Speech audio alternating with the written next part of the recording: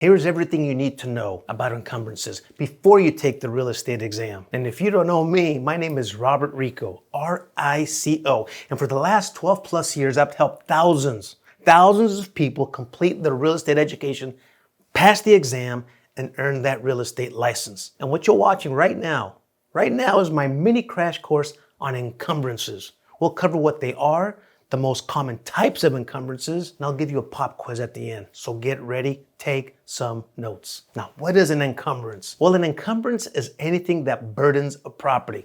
What does that mean? Well, think of an encumbrance like baggage.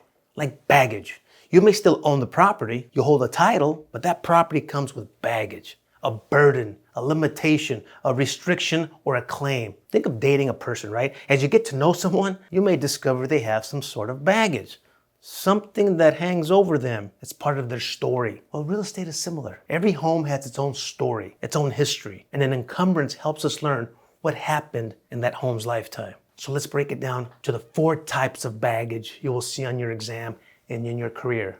Again, think of baggage. If you own the house, you got to carry this baggage. Let's put easements in this baggage. An easement is a non-possessory interest in land.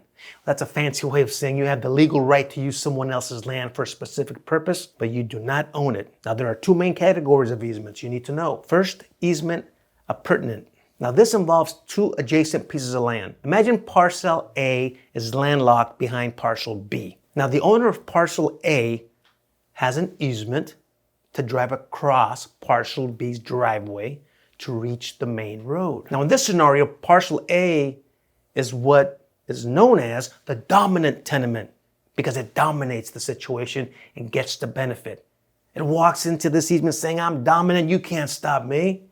Parcel B is the servient tenement because it serves the other property and carries the burden of the driveway. It says, I can't stop you, and serves it up. So picture this, parcel A in the back and parcel B in the front.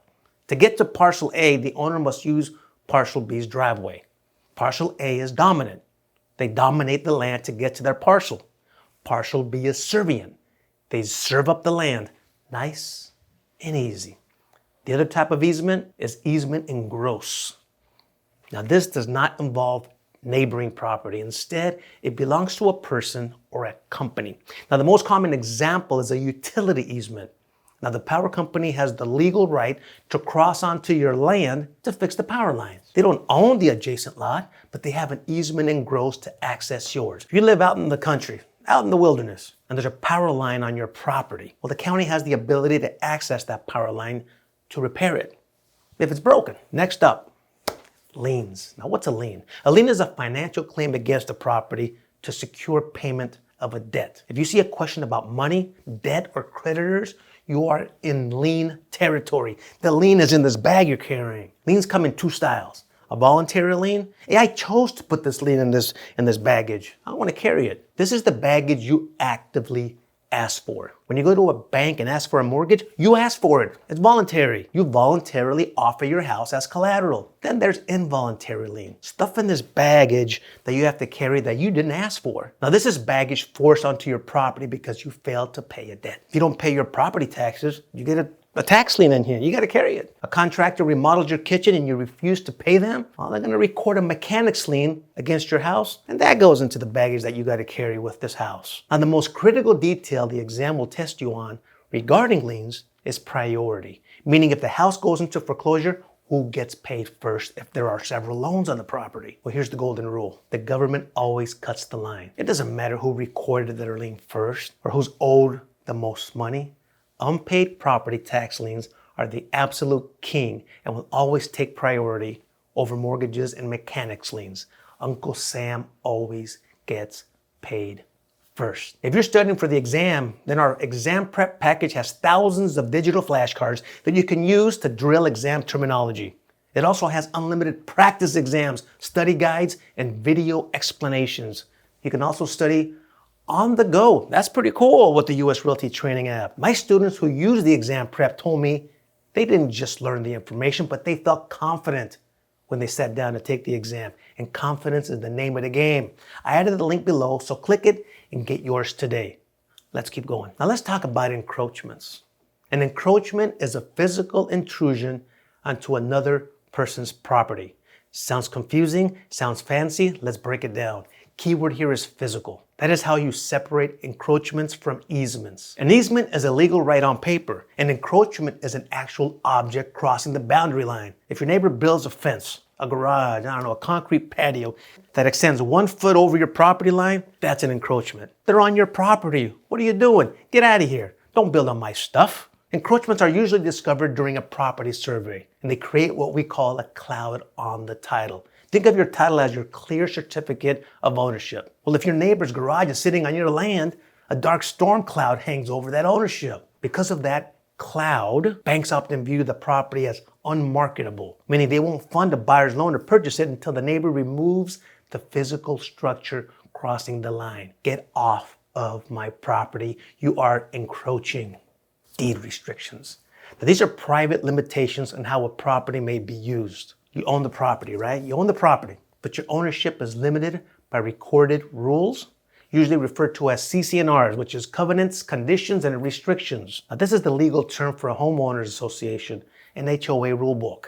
Communities use CC&Rs to preserve the neighborhood's appearance and protect property values. They might dictate that you can't paint your house neon pink, leave trash cans visible from the street, or park an RV in the driveway. You must also know how deed restrictions interact with city zoning laws. Now, zoning is the local government telling you what you can do. Deed restrictions are private rules. When zoning and deed restrictions clash, the strictest rule always wins. If city zoning says you are allowed to build a 3-story house, but your neighborhood CC&R says you can only build a 1-story house, you are building a 1-story house. If you like videos like this, then you'll love my exam crash course videos. It's 8+ hours of simplified explanations just like this, but I cover a whole lot more. We go through all the test categories that are going to be on the exam and review concepts, vocab, laws, and regulations that you'll likely see. Now, if you want access to the crash course videos, click the link below and it'll be you and me studying together. Listen, we just covered a lot, a whole bunch. So I'll give you a small test to see how well the knowledge sticks. First question, Parcel A is landlocked. The owner of Parcel A is granted a legal right of way to cross over the neighbor's property, which is Parcel B, to reach the main road. In this scenario, which is Parcel B considered? Is Parcel B considered the dominant tenement, the servient tenement, an easement in gross, or a license? Think about it. The answer is B, the servient tenement. They have to serve it up. They can't stop them. Think of the word servient, like a servant. Parcel B is the one serving the other property. They're the ones carrying the burden, the baggage. Parcel A is the dominant tenement because they're dominating the situation. You can't stop me. I'm in control here. They get the benefit of driving across the land. All right, next question. A homeowner defaults on their finances. There is a recorded mortgage lien, a recently filed mechanics lien for a roof repair, and an unpaid property tax lien on the house. In the foreclosure sale, which of these takes the highest priority for repayment? A, the mortgage lien because it's the largest debt. The mechanics lien because it was filed most recently. C, the property tax lien.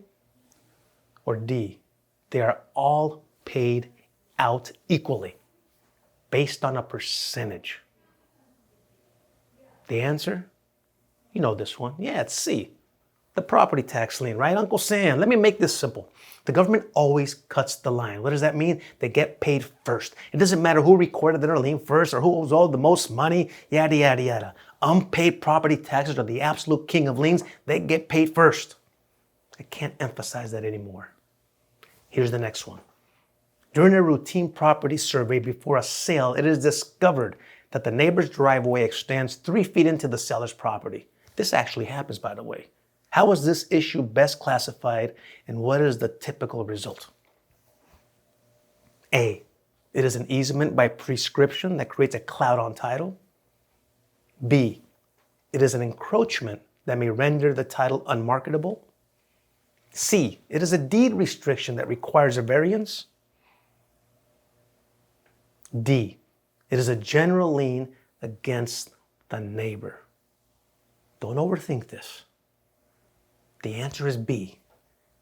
It's an encroachment that may render the title unmarketable. Let's break this one down. Now that phrase, unmarketable title. Think of a title as your certificate of ownership. Right here, your pink slip. If you have an encroachment on your land, it creates a cloud on your title. And clouds are dark. Imagine a dark, ugly storm cloud hanging over your ownership documents. We don't want that. Because of that cloud, banks won't lend money to a buyer to purchase it. The property becomes unmarketable until the neighbor chops off the piece of the driveway that crossed the line. Get off of my land. Physical object crossing the line? Yeah, encroachment. All right, last question. You got this. You got this. Here we go. A city zoning ordinance permits the construction of multifamily homes in a specific neighborhood. However, a local subdivision CC&Rs restrict construction to a single-family homes only. Which rule must the property owner follow? A, the zoning ordinance, because public laws always supersedes private restrictions. Interesting. B, neither. The owner can apply for a grandfather clause. All right. C, the deed restriction, because it is more restrictive of the two. Or D, the zoning ordinance, because CC&Rs only apply to commercial properties. The answer is C, the deed restriction, because it is the more restrictive of the two. Zoning is the city telling you what you can do. Deed restrictions, on the other hand, are your private neighborhood telling you what you could do. Always remember this golden rule for the exam. Ready? Here it comes. The golden rule. When zoning and deed restrictions clash, the strictest rule wins. If the city said you can build a 3-story house, but your neighborhood CC&R says you can only build 1-story house, you're building a 1-story house. Hell, or you're moving somewhere else. Did you know that only 28% of the people who watch this video are subscribed to US Realty Training on YouTube? Do me a big favor. Do me a huge favor and hit the doggone it subscribe button below to become a subscriber. Doing so helps me make more great videos like this. It'll definitely help us. I'll see you on the next one.